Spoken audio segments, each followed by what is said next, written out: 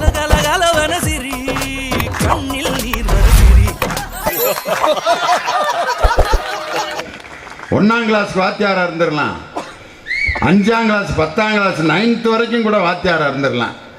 11th 12th college பயில்களை வச்சு பாடம் நடத்துகிற மாதிரி கொடுமை உலகத்தில் வேறு எதுவுமே கிடையாது.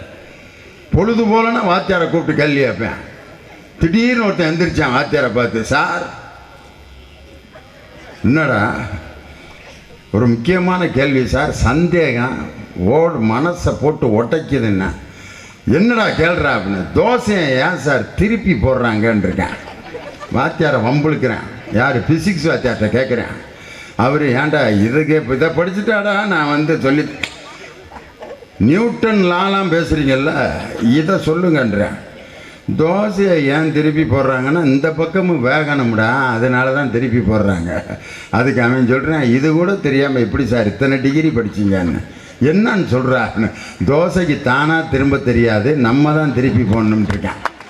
வாத்தியார் ஏன்டா லீவை போட்டு ஒரு 3 நாள் வீட்டில் இருந்துக்கிட்டார். இதே மாதிரி 10 கேள்வி கேட்டாங்கன்னா நம்மளை கிறுக்கன் ஆக்கிடுவாங்கடான்னு. திருப்பி 3 நாள் கழித்து பள்ளிக்கூடத்துக்கு வந்திருக்காரு. இன்னொருத்தர் நிறைய பேர் கேள்விகளை தயார் பண்ணிட்டு வந்துட்டான். பாடம் நடத்துகிறப்பே தொடங்கிட்டான். சார் ஒரு நிமிஷம், ஒரு மாடு 10 மணிக்கு புல்லு திங்குது, இன்னொரு மாடு 11 மணிக்கு புல்லு திங்குது, எந்த மாடு முன்னாடி சாணி போடும்ன்றிருக்கான். வாத்தியார் ஜுவாலஜி வாத்தியார். அவர் தன்னுடைய ஜுவாலஜி அறிவை பூரா பயன்படுத்தி 10 மணிக்கு புல்லு தின்ன மாடு தாண்டா முன்னாடி சாணி போடும்ன்றிருக்காரு. என்ன சார் ஜுவாலஜி படிச்சிங்க? உலகத்தில் இருக்கிற எல்லா மாடுமே பின்னாடி தான் சார் சாணி போடும்ன்றிருக்கான். அந்த வாத்தியார் வேறு ஊருக்கு ட்ரான்ஸ்ஃபர் ஆகி போயிட்டார். இவங்க கேட்குற கேள்விக்கு பதில் சொல்லி சம்பளம் வாங்கி குலைக்கிறதுக்கு பேசாமல் இருந்துடலாம்டான்னு. சின்ன பயலாக இருக்கும்போது அவங்க அப்பா கண்ட்ரோல்லே இருப்பாங்க பயலுக. ஒரு 10 வயசு வரைக்கும் பாருங்கள், அவங்க அப்பா சொல்கிறதெல்லாம் கேட்பான். வாடாங்க அப்பா, பேசக்கூடாது, சரிப்பா, அடி படிக்கணும்டா, படிக்கிறப்பா, அப்பா அப்பா அப்பா அப்படின்னா. எவ்வளோ நாளைக்கு இருப்பேன் அப்படி? ஒரு 15-16 வயசு, +2 போயிடுவேன். முகத்தில் லேசாக மீசை வளரேன். குரல் உடையும் பார்த்துருக்கீங்களா? அப்போ பயலுக்கு அப்பா அப்படின்னு கூப்பிட்டு இருந்தவன் அப்பா அப்படிமே. அதுதான் உங்கள் அப்பனுக்கு அபாய அறிவிப்பு. மகன் ஒரு லெவலுக்கு வந்துட்டான், இனிமேல் நீ ஒழுக்க மாறுறான், அவன்கிட்ட நீ நெஞ்சை வெட்டச்சின்னா உன நெஞ்சை அவன் வெட்டச்சி விட்டுருவேன் அப்படின்ட்டு. சில அப்பனுங்க விவரம் தெரியாமல் இந்த +2 காலேஜ் படிக்கிற மகனுங்களை விரட்டுவேன். இங்கடா போயிட்டு வர்ற அப்படிங்கிறான் ஒரு அப்பா மகனை. அதான் வர்றோம்ல பெண்ணா அப்படிங்கிறான். டே நான் அப்பாடா, அதுக்கு என்ன செய்ய சொல்கிற? நீ தான் அப்பான்னு அம்மா சொல்லிச்சு. அப்புறம் சொல்லு என்ன அப்படிங்கிறான். அப்பாட்ட இப்படி தான் பேசுகிறதா? வாயில் தானே பேசுகிறேன், வேறு எதில் பேச சொல்கிறாங்கிறேன். அப்போ தான் உங்கள் அப்பா யோசிக்கிறார், மகன் ஒரு லெவலுக்கு வந்துட்டான்ட்டான்னு. அந்த நேரத்தில் அவனையெல்லாம் கண்ட்ரோலே பண்ண முடியாது. ஒரு டைப்பாக தான் இருப்பேன். நெஞ்சு அப்படியே வட்டச்சு தான் நடப்பேன். பஸ்ஸில் 10 சீட்டு காலியாக இருந்தாலும் ஃபுட்பாலில் தொங்கிட்டு தான் நடப்பேன். ஒரு பைக்கில் 5 பேர் போவாங்க. Police constable நிப்பாட்டுவார். நிப்பாட்டுறா, என்னடா 5 பேர் வர்றீங்க? இன்னும் ஒருத்தனை விட்டுட்டு வந்துட்டேன் சார். சாரி சார்ண்ணா. யாரா ஓட்டுறீங்க அப்படின்னா, கண்டுபிடிங்க யார் ஓட்டுறான்னு கண்டுபிடிங்க பார்ப்பேன்னா. போங்கடா டே, 5 வயம் உட்காந்துருக்கேன், எவன் கேன் பாரை பிடிச்சிருக்கேன், எவன் கிளச்சை மிதிச்சிருக்கான்னு கண்டே பிடிக்க முடியல. சைலன்சரை பிச்சு போட்டு ஓட்டிட்டு போவேன். இன்றைக்கி நீங்கள் ஒரு வீட்டில் ஒரு பிரச்சனையை உண்டு பண்ணணும்னா வேறு ஒன்றும் செய்ய வேணாம். காலையில் ஒரு எலுமிச்சம்பழத்தை வெட்டி அதில் லேசாக குங்குமத்தை தடவி அந்த வீட்டுக்குள்ளே உருட்டி விட்டுருங்க. தொலைஞ்சிச்சு அந்த குடும்பம். எலுமிச்சம்பழம் எவனோ வச்சுட்டான்டா. ஒருத்தனுக்கு தலைவலி வந்தால் கூட எலுமிச்சம்பழம் வர்றப்பே நான் நினச்சேன் உனக்கு தலைவலி வரும்னு. போய் டெஸ்ட் எடுக்கிறான், பாசிட்டிவ். எலுமிச்சம்பழம் போச்சு. எலுமிச்சம்பழம். ஒரு எலும்பிச்சம்பழத்தை பார்த்து பயப்படுற அளவுக்கு இன்றைக்கி மனிதனுடைய வாழ்க்கை இன்றைக்கி அப்படி இருக்குது. ஒரு வீடாவது நிம்மதியாக கட்டுறானா? இன்றைக்கி வீடு கட்டிக்கிட்டு இருக்கும்போதே ஒரு 2 பேர் வர்றான். மாப்பிள்ள பாத்ரூம் எங்கேயா கட்டியிருக்க? உன் ராசி என்ன, நட்சத்திரம் என்ன? என்னது மீன ராசி, உத்திரடாதி நட்சத்திரமா? உன் ராசிக்கு நட்சத்திரத்துக்கு இந்த இடத்துல பாத்ரூம் இருக்கப்படாது. கட்டினா குடும்பமே அவுட்டு. 7.5 லட்சம் ரூபாய்க்கு டைல்ஸ்லாம் வாங்கி கட்டிட்டேன்டா, மாத்திரு சொல்லிட்டேன், அவ்வளோதான். எது நடந்தாலும் அதுக்கு நான் பொறுப்பு இல்லை. போட்டு விட்டு போயிட்டானா? கட்டின பாத்ரூமை இடித்து படித்தவங்கிட்ட கட்டிகிட்டு இருக்காங்க. இன்றைக்கி நான் அந்த அரங்கு அவையோர் கற்றறிந்தோர் அவையில் கேட்குறேன், எந்த இடத்துல உட்காந்து பாத்ரூம் போனாலும் எது வரணுமோ அதுதானே வரேன், வேறு எதுவும் புதுசாக வரப்போதா? இன்னும் இந்த மாதிரி ஒரு நம்பிக்கைகளில், மூட நம்பிக்கைகளில் இன்னும் மக்கள் ஆழ்ந்து கொண்டிருக்கும்போது அதிலிருந்து விடுவிக்கக்கூடிய மிகப்பெரிய ஆற்றல் எதுக்கு இருக்குன்னா, படிக்கின்ற நூல்களுக்குத்தான் அந்த ஆற்றல், மிகப்பெரிய ஆற்றல் இருக்குது. இந்த நம்பிக்கையிலிருந்து நம்மை விடுவிக்க. கண்ணதாசனை எடுத்தோம்னா அடே அப்பா, அவருக்கு ஒரு பாட்டு எழுதுறதுக்கு ஒரு சின்ன சம்பவம் கிடச்சா போதும், அதை அப்படியே பாட்டாக மாற்றிடுவார். பாண்டிச்சேரிக்கு போகிறாரு கண்ணதாசன். நீங்கள் எல்லோரும் என்னையே பார்க்குறீங்க, கண்ணதாசன் பாண்டிச்சேரிக்கு போக வேண்டிய இடம்தான் அப்படின்னு நினப்பீங்க. அவர் வேறு ஏதோ ஒரு இலக்கிய விழாவுக்கு போயிருக்கார். அவர் போயிட்டுருக்கப்ப ஒருத்தன் அவர் வாகனத்து முன்னாடி, பாண்டிச்சேரியில் இருக்கேன் என்னத்தையே சாப்பிட்டு முன்னாடி படுத்து கிடக்கிறான். கண்ணதாசன் வண்டிக்கு முன்னாடி அவனை ஒரு போலீஸ்காரர் தட்டி, ஹே வந்துடுறா, எந்த ஊர்ரா அப்படின்னா அவன் போதையில், எந்த ஊரா, இருந்த ஊரை சொல்லவா, வந்த ஊரை சொல்லவா, இருக்கிற ஊரை சொல்லவா அப்படின்ட்டுருக்கான். கண்ணதாசன் அப்படியே பார்த்துருக்காரு. ஐயா, பாட்டுக்கு நமக்கு மேட்ரு கொடுத்துட்டான். அதை அப்படியே சிந்திச்சுக்கிட்டே இருக்கார். பேரறிஞர் அண்ணாவும் கண்ணதாசனும் உட்காந்து பேசிகிட்டு இருக்கிறப்ப தொண்டர்கள்லாம் வந்து அண்ணாவை பார்த்துட்டு, அண்ணா போயிட்டு வரேண்ணா, நீங்கள்லாம் எந்த ஊருன்னு கேட்குறாரு. அண்ணா, நாங்கள்லாம் கரூருங்க. எல்லாம் கரூர்லேருந்து தாண்டா வர முடியுன்ருக்காரு. அவங்களுக்கு புரியல, எல்லாரும் எப்படி கரூரில் இருக்க முடியும், ஆளாளுக்கு ஒரு ஊர்லேருந்து இல்லை வந்திருக்கோம். அண்ணா என்ன எல்லாரும் கரூருன்றாரு. இன்னொரு குரூப் வந்திருக்கான். அண்ணா போயிட்டு வரோம்ண்ணா, எந்த ஊர்ரா நீங்கள், மேலூர். எல்லோரும் ஒரு காலத்தில் மேலூருக்கு போய் தாண்டா ஆகணுன்றிருக்காரு. என்ன அண்ணா எல்லாரும் கரூருங்கிறாரு, எல்லாரும் மேலூருக்கு போகணுன்னு. அப்புறம் ஒருத்தர் கேட்டிருக்காரு, என்னண்ணா அப்படி சொல்கிறீங்க, எல்லோரும் தாயின் கருவூரிலிருந்து தான் வருகிறார்கள், முடிவில் அவர்கள் செல்ல வேண்டிய ஊர் மேலூர். நான் ஒரு கல்யாணம் வீட்டுக்கு போயிருந்தேன். அதில் பெரிய பேனர் பொண்ணு மாப்பிள்ளைய படம் போட்டு ஒட்டியிருந்தாங்க. மாப்பிள்ளை பார்த்தீங்கன்னா அவ்வளோ அழகாக இருக்கான், வலிமை அஜித்குமார் மாதிரி. பொண்ணு பார்த்தீங்கன்னா பசங்க படத்தில் அந்த கண்ணாடி போட்ட பிள்ளை ஒன்று நடிச்சிருக்கும்ல, அது மாதிரி இருக்கு. இது ஒரு ஜோடி. என்னடா அது, இந்த பையன் இந்த பொண்ணையா விசாரிச்சா லவ் மேரேஜ்னு வேறு சொல்கிறாங்க. நான் அந்த பையனை போய் கேட்டுருவான். அவனை போய் கேட்டேன், எப்பட்றா தம்பி இவ்வளோ அழகாக இருக்க இந்த பொண்ணு. அவன் ஒரு பதில் சொன்னான் பாருங்க எனக்கு, சார் அதை ரசிக்க போகிறது நான் சார், உங்களுக்கு ஏன் இந்த கவலை, நான் தானே அவள் கூட வாழ போகிறேன், அவள்கிட்ட எது அழகுன்னு எனக்கு தெரியும் சார், உங்கள் வேலையை பார்த்துட்டு போங்கன்னு நான் பார். திரைப்பட பாடல்கள் இன்று நமது வாழ்க்கையோடு அன்னைக்கு கலந்துருக்கு.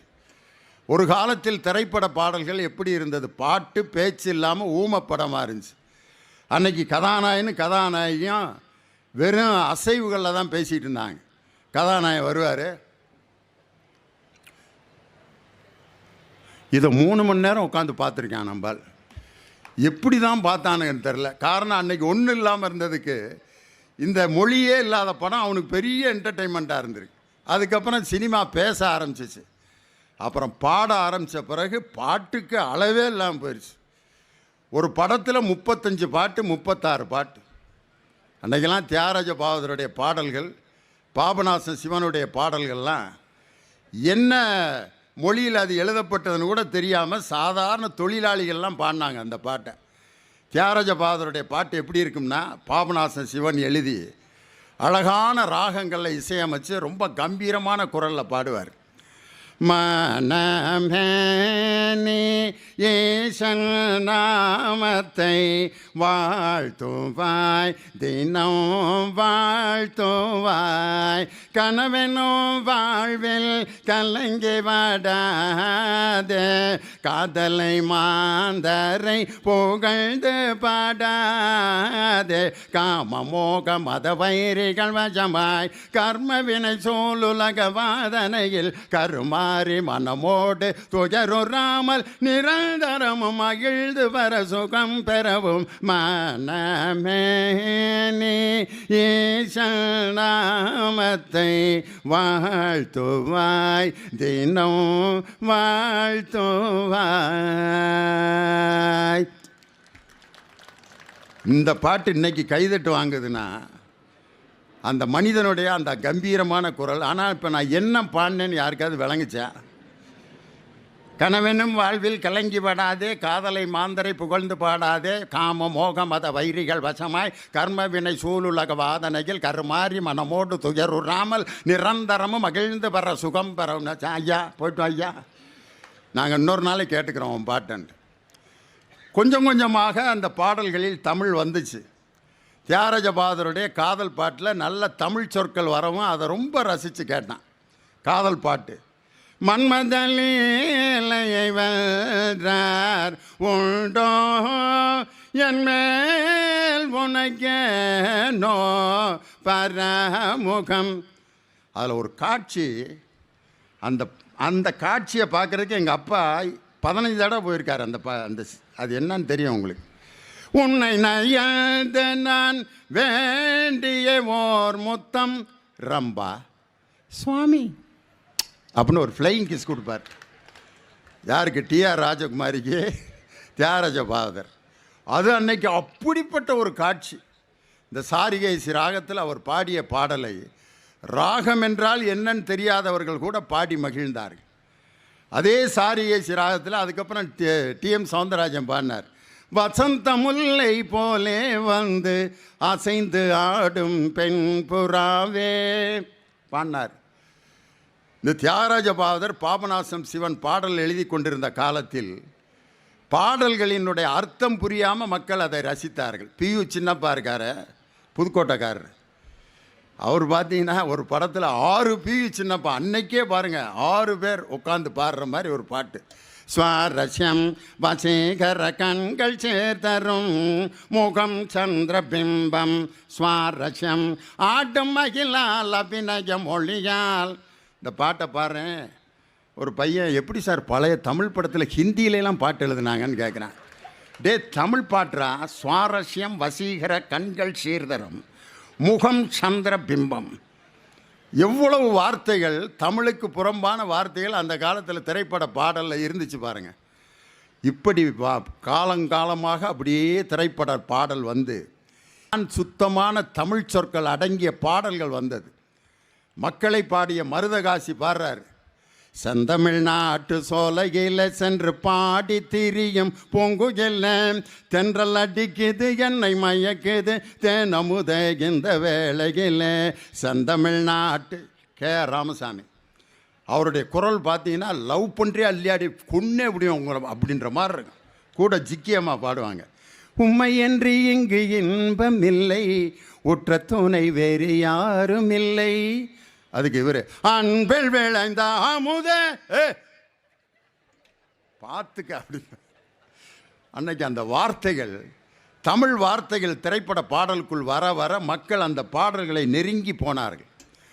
கவிஞர் சுரதாவினுடைய ஒரு பாடல், சீர்காழி கோவிந்தராஜன் முதலிரவில் பாடப்படுகின்ற பாடல், மோகன கல்யாணி ராகத்தில். முதலிரவில் மோகன கல்யாணி ராகத்தில் சுரதாவின் பாடல், தை பிறந்தால் வழி பிறக்கம். சரியாங்கய்யா? அந்த பாட்டு முதலிரவில் உட்காந்து பாடுவார். அமுதும் தேனும் எதற்கு நீ அருகினில் இருக்கையிலேயே எனக்கு அமுதும் தேனும் எதற்கு. அதில் பின்னாடி வராரு பாருங்க.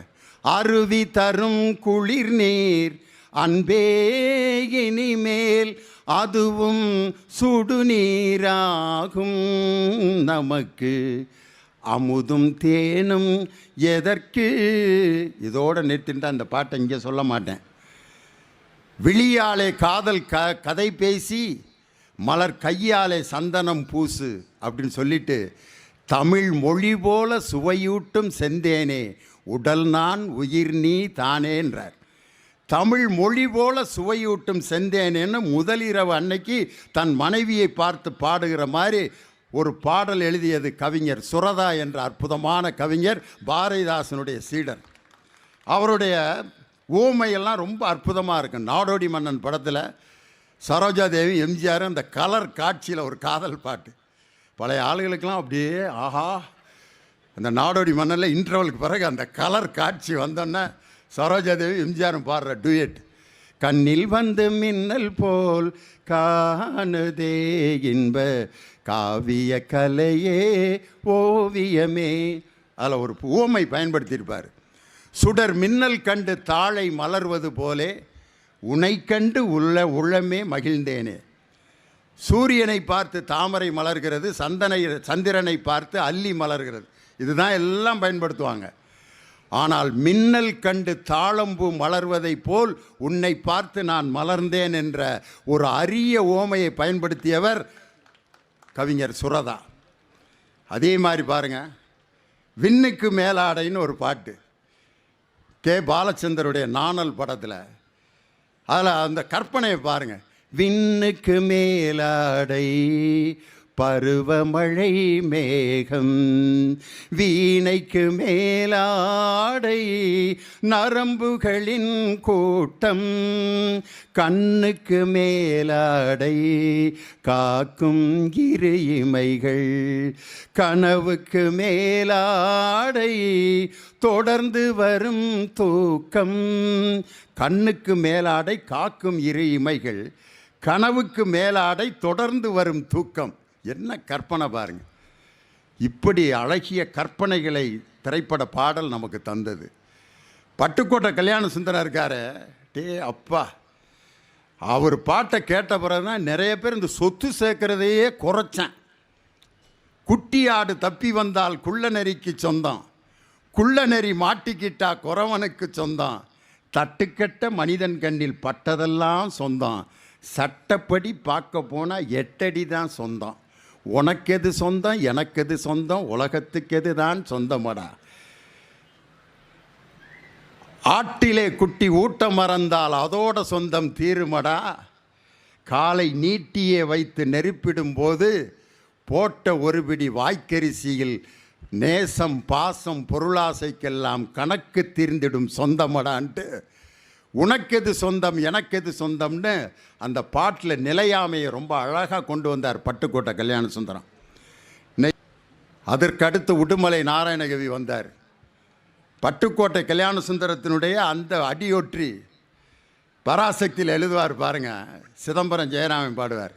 தேசம் ஞானம் கல்வி ஈசன் பூஜை எல்லாம் காசு முன் செல்லாதடி குதம்பாய் காசு முன் செல்லாதடி, ஆரிய கூத்தாடினாலும் தாண்டவ கோணே காசு காரியத்தில் கண்வையடா தாண்டவ கோணே, சில முட்டாம் புயலையெல்லாம் தாண்டவ கோணே காசு முதலாளி ஆக்குதடா தாண்டவ கோணே, கட்டி அழும்போதும் தாண்டவ கோணே பண பொட்டி மேலே கண்வையடா தாண்டவ கோணே, ஆரிய கூத்தாடினாலும் தாண்டவ கோணே காசு காரியத்தில் கண்வையடா தாண்டவ கோணே.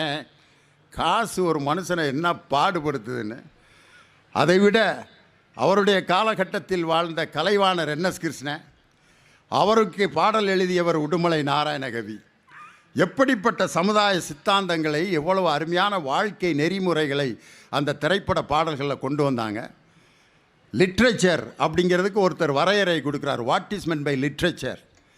Literature is a collection of thoughts to lead a peaceful and happy life. அவ்வளோதான். மகிழ்ச்சியான நிம்மதியான வாழ்க்கையை வாழ்வதற்கு தேவையான கருத்துக்களின் தொகுப்பு தான் லிட்ரேச்சர், அதான் இலக்கியம். அதை திரைப்பட பாடல்கள் நமக்கு தருகிறதா அப்படிங்கிறதா இன்றைக்கி கேள்வி. இது ரெண்டையும் எடுத்துக்கிட்டார் கண்ணதாசன். எடுத்து போட்டார் பாட்டு. எந்த ஊர் என்றவனே இருந்த ஊரை சொல்லவா, அந்த ஊர் நீயும் கூட அறிந்த ஊர் அல்லவா. உடலூரில் வாழ்ந்திருந்தேன், உறவூரில் மிதந்திருந்தேன், கருவூரில் குடியிருந்தேன், மண்ணூரில் விழுந்து விட்டேன், கண்ணூரில் கலந்திருந்தேன், கையூரில் தவழ்ந்திருந்தேன், காலூரில் நடந்து வந்தேன், காளையூர் வந்து விட்டேன். எந்த செய்தியை வாங்கி எப்படிப்பட்ட பாட்டை நம்ம கொடுத்துருக்காரு பாருங்க. இதுதான் கண்ணதாசன். காதல் பாட்டில் இலக்கியத்தை எப்படி கொடுக்குறாருன்னா, கம்பருடைய பாட்டை அப்படியே எடுத்து கையாண்டார்னு 20 பாட்டை சொல்ல முடியும். நதியின் பிழை என்று நறும்புணல் இன்மை, பதியின் பிழை என்று பயந்து நம்மை புறந்தால், மதியின் பிழை என்று மகன் பிழை என்று செய்த விதியின் பிழையே கண்ணதாசன். இது கம்பர். அதை அப்படியே தியாகம் படத்தில் எழுதி, நதி வெள்ளம் காய்ந்து விட்டால் நதி செய்த குற்றம் இல்லை, விதி செய்த குற்றம் அன்றி வேறே யாரம்மா எழுதுவார். இது மாதிரி நிறையா சொல்லலாம். ஆனால் கண்ணதாசனுக்கென்றே ஒரு இலக்கியத்தை படைச்சார் பாருங்க. காதலில் ஒரு காதலி போயிட்டு வர்றா. அப்போ காதலன் அந்த காதலிகிட்ட கேட்கக்கூடாத ஒரு 3 கேள்வியை கேட்குறான். அதுக்கு அவ சொல்கிற பதில் மாதிரி ஒரு பாட்டு எழுதியிருக்காரு இருவல்லவர்கள் படத்தில். நான் மலரோடு தனியாக ஏன் இங்கு நின்றேன், என் மகராணி உன்னை காண ஓடோடி வந்தேன். காதலியை பார்த்து ஒரு காதலன் கேட்கக்கூடாத கேள்வி அந்த முதல் சரணத்தில் வரும். நீ வருகின்ற வழி மீது யார் உன்னை கண்டார், உன் வளை கொஞ்சும் கை மீது பரிசென்ன தந்தார், உன் மலர் கூந்தல் அலைபாய அவர் என்ன சொன்னார், உன் வடிவான இதழ் மீது சுவை என்ன தந்தார். கேட்கலாமா? நீ வருகின்ற வழி மீது யார் உன்னை கண்டார், யாரை பார்த்துட்டு வந்த, உன் வளை கொஞ்சம் கை மீது பரிசென்ன தந்தார், என்ன கிஃப்ட் கொடுத்தான், உன் மலர் கூந்தல் அலைவாய அவர் என்ன செய்தார், தலைமுடியெல்லாம் களைஞ்சிருக்கே என்ன நடந்தது, உன் வடிவான இதழ் மீது சுவை என்ன தந்தார். கேட்கலாமா? அதுக்கு அவ கொடுக்குற பதில், பொன் வண்டொன்று மலரென்று முகத்தோடு மோத, என் வளை கொஞ்சம் கையாலே மெதுவாக மூட, என் கருங்கூந்தல் கலைந்தோடி மேகங்களாக, நான் பயந்தோடி வந்தேன் உன்னிடம் உண்மை கூற, என் கருங்கூந்தல் கலைந்தோடி. யோ, நான் வருகின்ற வழி மீது யார் உன்னை கண்டார்னு கேட்டதுக்கு, பொன் வண்டொன்று மலரென்று என் முகத்தில் மோதிச்சு, நான் அவசரப்பட்டு என் கையை அப்படியே தலையில் வச்சேன், என் தலையெல்லாம் களைஞ்சிருச்சு, என் மலர் கூந்தல் அலைபாய அவர் என்ன சொன்னார்னு கேட்டதுக்கு, பொன் வண்டொன்று மலரென்று முகத்தோடு மோத, என் வளை கொஞ்சம் கையாலே மெதுவாக மூட, என் கருங்கூந்தல் கலைந்தோடி மேகங்களாக, நான் பயந்தோடி வந்தேன் உன்னிடம் உண்மை கூற. ஏயா பயந்து உன்கிட்ட ஒடியாடுறேன். அதுக்கப்புறம் அவன் சொல்கிறா, நீ இல்லாமல் யாரோடு உறவாட வந்தேன், உன் இளமைக்கு துணையாக தனியாக வந்தேன். இந்த ஆற்றல் கவியரசு கண்ணதாசனுக்கு தான் உண்டு. ஹலோ மிஸ்டர் ஜெமி, எவ்வளோ நேரம் நான் பேசுகிறேன்னு தெரில, நான் பாட்டுக்கு போயிட்டே இருக்குது. ஏன்னா எங்கே போனாலும் நாங்கள் கேட்போம் பட்டிமன்றம். ஐயா நாங்கள் எவ்வளோ நேரம் நடத்துறது? ஒரு ஊரில் கேட்டேன், நீங்கள் எவ்வளோ நேரம் வேணாலும் பேசுங்க ஐயா, நாங்கள் 10 நிமிஷத்துக்கு மேலே உட்காந்துருக்க மாட்டேன் அப்படின்னா. அதுக்கு ஏன்டா என்னை திண்டுக்கல்லேருந்து கூட்டி வந்தீங்க? என்னை ஊர் முழுவதும் ஸ்பீக்கர் கட்டியிருக்கம்யா, எல்லாம் வீட்டில் படுத்துக்கிட்டே கேட்டுக்கு இருப்பாங்க, நீ மேடை போட்டு பேசிட்டு வீட்டுக்கு போ. இவர்கள்லாம் வீட்டில் படுத்துக்கிட்டே கேட்டுக்கு இருப்பாங்களாம், நான் வெறும் நாற்காலியை பார்த்து பேசிவிட்டு மானங்கட்டு போய் வீட்டில் உட்காந்துருக்கிறதா. ரசிகன் இல்லாத கலையும் அழகும் பெருமை கொள்ளாதுன்னு கண்ணதாசன் சொன்னார். ஒரு கலைஞனுக்கு மேடையில் கொடுக்கக்கூடிய நினைவு பரிசு கவரில் கொடுக்குற பணத்தை விட ரசிகர்களின் சிரிப்பொலியும் கரவொலியும் தான் ஒரு கலைஞனுக்கு நிரந்தரமான சொத்து. அதை எந்த கலைஞன் தொடர்ந்து பெற்றுக்கொண்டே இருக்கிறானோ அவன் தொடர்ந்து செல்வத்தில் வாழ்ந்து கொண்டிருப்பான்னு அர்த்தம்.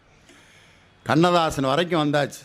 ஏதாவது ஒரு கவிஞரை மட்டும் ஐயா வைரவன் கொடுத்துருந்தாருன்னா அழகாக பேசியிருக்கலாம். திரைப்பட பாடல்களில் இலக்கியம்னு ஒரு கடலை கொடுத்து அதை ஒரு கரண்டியில் அள்ளி குடியான்னா நான் எங்கே போகிறது? கவிப்பேரரசு வைரமுத்து இருக்காரு, அடே அப்பா. நாங்கள்லாம் ஸ்கூலில் படிக்கிற காலேஜில் படிக்கிற வரைக்கும் அறத்துப்பால் பொருட்பால் இது ரெண்டைத்தான் திருக்குறளை நடத்தினாங்க. இந்த காமத்துப்பாலில் ஒரு திருக்குறள் கூட இது வரைக்கும் நடத்தினதே இல்லை. காலேஜில் வந்து கொடுத்தாங்க. காலேஜில் எங்கள் ஐயா நடத்துகிறாரு. எது? காமத்துப்பால் திருக்குறளை. என்ன பாட்டு? யான் நோக்கும் கால் நிலம் நோக்கும் நோக்காக்கால் தான் நோக்கி மெல்ல நகும். திருவள்ளுவர். ஆம்பளை ஒரு பெண்ணை பார்க்கும்போது அவள் கீழே குனிஞ்சுக்குவாளாம். ஆம்பளை வானத்தை பார்க்குறப்ப பெண்ணை ஆம்பளையை பார்ப்பாளாம். எவ்வளவு லவ் பண்ணியிருந்தா திருவள்ளுவர் இதை நுட்பத்தை எழுதியிருப்பார். நம்ம ஏதோ அவர் குடுமி வச்சுக்கிட்டு ஏதோ ஒரு பெரிய சாமியார்னு நம்ம நினச்சிக்கிட்டு இருக்கோம். ஒரு லவ்வில் இருக்க எவ்வளோ அருமையான விஷயத்தை எவ்வளோ அழகாக சொல்லியிருக்கார் பாருங்கள்.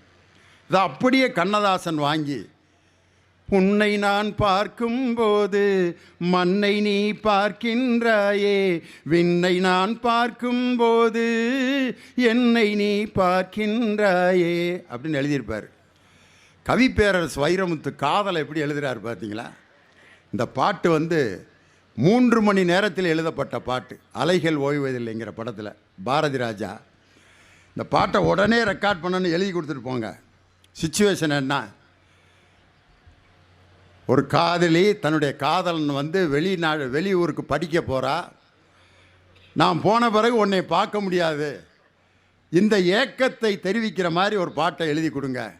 எழுதினார் இசைஞானி இளையராஜா. தமிழரினுடைய பெருமையை உலக அரங்கிற்கு கொண்டு போன மேஸ்ட்ரோ இசைஞானி இளையராஜாவினுடைய இசையமைப்பில் சுத்ததன்யாசி ராகத்தில் உருவான பாட்டு.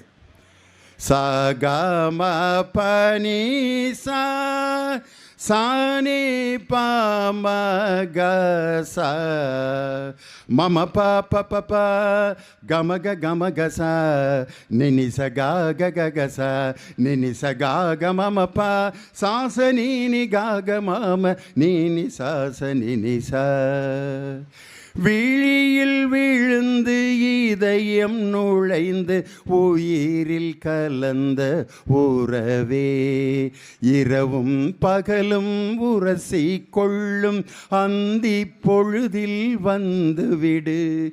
விழியில் விழுந்து இதயம் நுழைந்து உயிரில் கலந்த உறவே, இரவும் பகலும் உரசி கொள்ளும் அந்தி பொழுதில் வந்துவிடு. உன் வெள்ளி கொலுசொலி வீதியில் கேட்டால் அத்தனை ஜன்னலும் திறக்கும். நீ சிரிக்கும் போது பௌர்ணமி நிலவு அத்தனை திசையிலும் ஒலிக்கும். நீ மல்லிகை பூவை சூடிக்கொண்டால் ரோஜாவுக்கே காய்ச்சல் வரும். அடே அப்பா. அவளிடம் இருக்கும் அழகு எனக்கு மட்டும்தான் தெரியும் சொன்னான்ல, அதை எழுதினாரியா? இந்த வீடியோ உங்களுக்கு பிடிச்சிருந்தா லைக் பண்ணுங்க, கமெண்ட் பண்ணுங்க, ஷேர் பண்ணுங்க. மறக்காம நம்ம சேனலை சப்ஸ்கிரைப் பண்ணிடுங்க. மீண்டும் ஒரு காணொளியில் சந்திப்போம். நன்றி நண்பர்களே.